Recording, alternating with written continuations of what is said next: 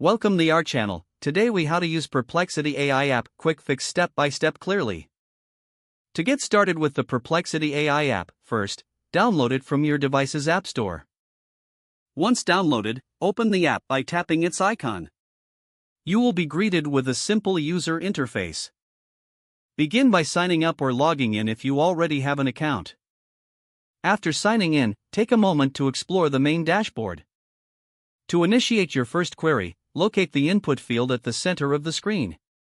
Type in your question or topic of interest in the input field. Press the search or enter button to submit your query. In just a few seconds, you will receive a comprehensive answer. If you need more information, scroll through the provided results for additional insights.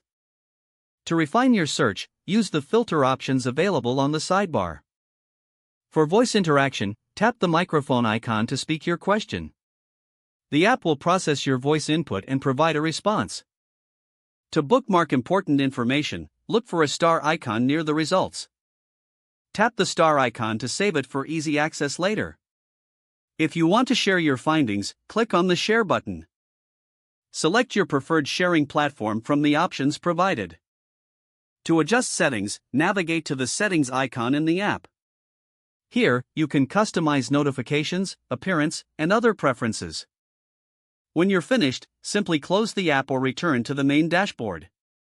Remember to check back regularly for updates and new features.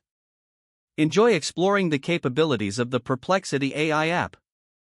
If the page does not load, refresh the browser or try again in a private or incognito window. Make sure you are using the correct email address, then retype it carefully to avoid small typos. If your password is not accepted, use the reset option and create a new strong password you can remember.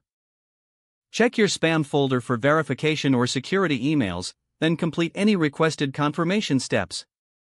Enable two-factor authentication if available to improve account security and reduce unauthorized access risk.